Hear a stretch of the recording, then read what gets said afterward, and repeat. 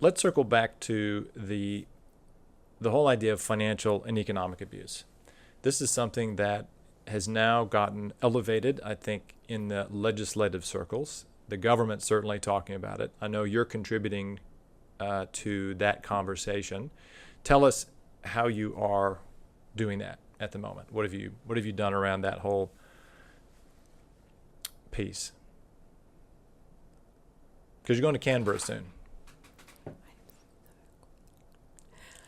Okay. Oh my God. You have really put me on the spot here.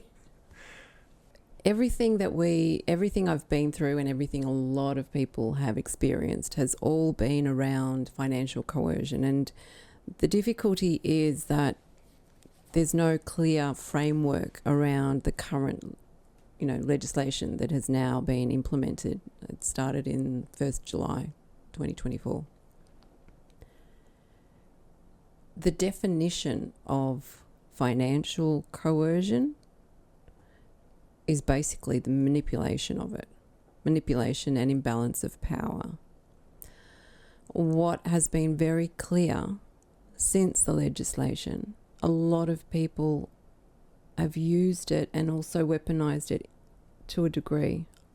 Earlier today, after a lengthy discussion with a member in Canberra, it was decided that whilst we've been informing and providing practical role play when it comes to frontline services, especially now in DV, but what I found, PJ, is that in the professional space, we have an even bigger responsibility when it comes to financial coercion. Only because it can be, as I said, weaponized.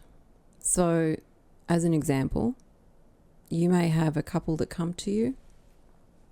There's a perpetrator there, and he will basically tell you and give you all the bells and whistles. You go ahead, you get the facility, have the funds approved. It doesn't go bad until they separate and they're in court and there's certain things that have come out. Well, to the point, though, and you're right. I mean, it can be either or, but let's face it. There's a lot more women. A high percentage of the time, it's women. It's a female that's 100%. Not being informed really, truly about what's going on. 100%. Yeah. So, in this case, she has then gone out, she's left the relationship, she's been asked several questions, and the list of questions that they ask you. Who's they? See, I'm the not... court? Family court? Yes. So the social workers, or you can have court advocates that do the same, but lawyers as well. So first things first is they'll go through and they'll ask you a series of questions, and if you tick several of them, it's financial coercion.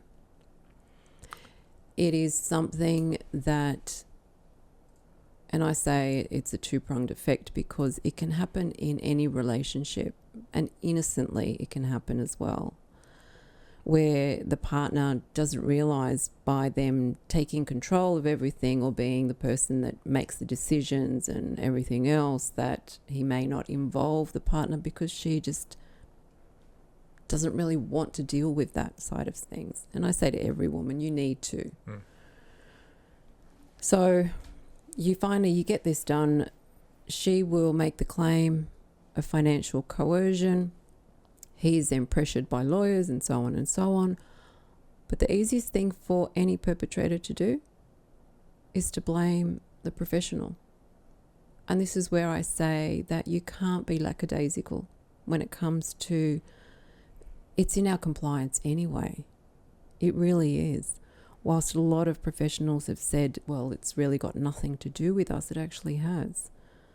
So the perpetrator can then come back and say that he was innocent in this whole thing, you were the one, they were both in front of you, so on and so on. And at the end of the day, the victim is the one that suffers, because they have to gather the evidence, they have to show the intent. Please tell me, how do you show intent?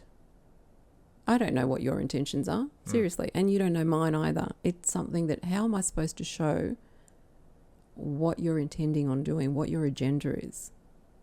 That is the difficulty a lot of women are facing.